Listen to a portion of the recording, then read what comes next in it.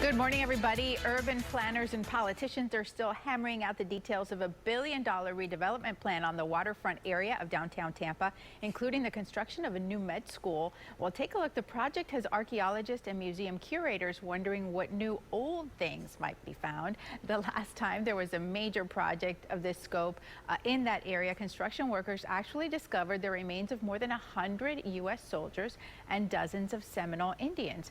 The area map that you're looking at is from 1853, and the convention center today and the Marriott Hotel, they sit on what used to be Fort Brooke. Here with more is Tampa Bay History Center's museum curator, Mr. Rodney Kite-Powell. Thank you for coming in. Of course. This is really different to be able to see now and then.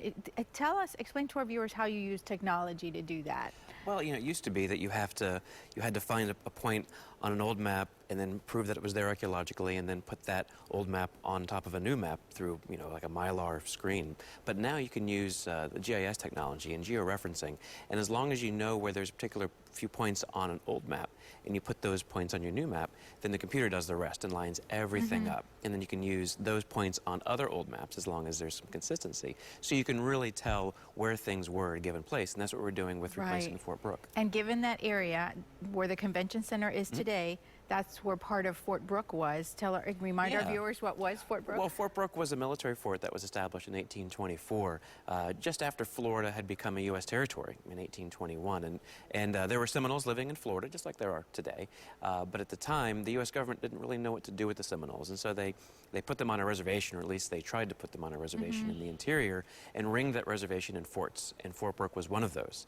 And Fort Brooke existed until 1883. Wow. And during the 1830s, it was a very important fort for the military because we were fighting a war with those Seminoles. And you have been able to find, in this exhibit, of course, you all have been able to find artifacts.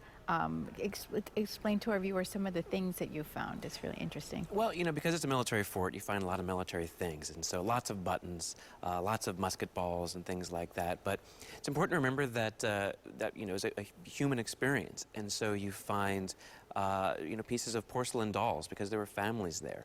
You find bottles and parts of uniforms and all kinds of other things. And also because of that Fort Brooke excavation in the 1980s, there are a lot of Seminole artifacts that were found. And also, you find pre-Columbian Native American things, and so projectile points that are thousands of years old. So you all have, the exhibit is going on now. It goes through August, but on March the 5th, you have the archaeologists coming in? Yeah, this exhibit is done in cooperation with the Florida Public Archaeology Network. And so we're having them come in on Saturday the 5th, and we can do some programming. People can learn more about the archaeology. We also are going to have some reenactors who are dressed in the uniforms of the Fort Brooke era. Fascinating. Rodney, thank you so much for coming in. It's always so great to talk to you and learn more. If you would like to witness this beautiful exhibition, super interesting artifacts are on display. It started February 20th. It goes through August the 28th. And again, the archaeologists will be there on March the 5th making the presentation. For all the details, you can visit online at TampaBayHistoryCenter.org.